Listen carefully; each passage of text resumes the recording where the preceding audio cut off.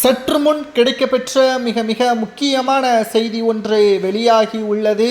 அண்ணாமலை அவர்கள் தமிழகத்தில் புதிய கட்சி ஒன்றை தொடங்க உள்ளதாக சமூக வலைதளங்களில் வைரலாக பரவி வருகிறது. இது உண்மையா என்பதை தான் இந்த வீடியோவில் நாம் முழுமையாக தெளிவாக பார்க்க போகிறோம்.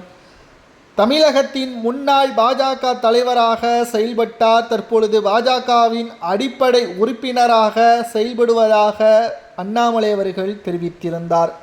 கர்நாடகாவின் முன்னாள் IPS அதிகாரியாக பணியாற்றி வந்த நிலையில் அந்த பதவியை ராஜினாமா செய்து பாஜகவில் இணைந்து முக்கிய திருப்புமுனையாகவும் சிறு சிறு கிராமங்களுக்கு வரை பாஜகவின் உண்மையான கொள்கை என்ன, கோட்பாடு என்ன என்பதை எடுத்துரைத்தவர் அண்ணாமலை அவர்கள் என்பதில் எந்த ஒரு மாற்று கருத்தும் சந்தேகமும் கிடையாது. துளி அளவு கூட அண்ணாமலை அவர்கள் பாஜகவின் வளர்ச்சிக்கு தடையாக இருந்தது கிடையாது. ஏனென்றால் அதிமுக பாஜக கூட்டணி 2021 சட்டசபை தேர்தலில் பாஜகவின் MLAக்களை சட்டசபைக்கு அனுப்பியது அண்ணாமலை அவர்களது முயற்சிதான் என்பதையும் மறந்துவிடக்கூடாது.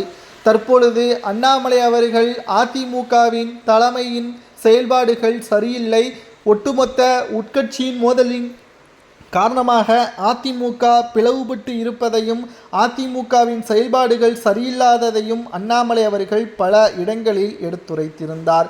மேலும் இது எடப்பாடிக்கு கோபத்தை ஏற்படுத்தியதன் காரணமாகத்தான் அண்ணாமலையின் பதவிக்காலம் முடிந்த பிறகு அவருக்கு 2வது வாய்ப்பு வழங்கக்கூடாது, அப்படி வழங்கினால் அதிமுக பாஜகவுடன் கூட்டணி வைக்காது என்ற அழுத்தத்தை அமித்ஷாவிற்கு தெரிவித்தார் எடப்பாடி. இதனால் வேறு வழி இல்லாமல் அமித்ஷா அவர்கள் அண்ணாமலையின் பதவியை பறிக்க வேண்டியதாக மாறிவிட்டது. மேலும் தற்பொழுது அண்ணாமலை அவர்கள் பாஜகவிற்கு முக்கியத்துவம் கொடுக்கவில்லையா என்ற ஒரு கேள்வியும் சமூக வலைதளங்களில் முன்வைக்கப்பட்டு வருகிறது.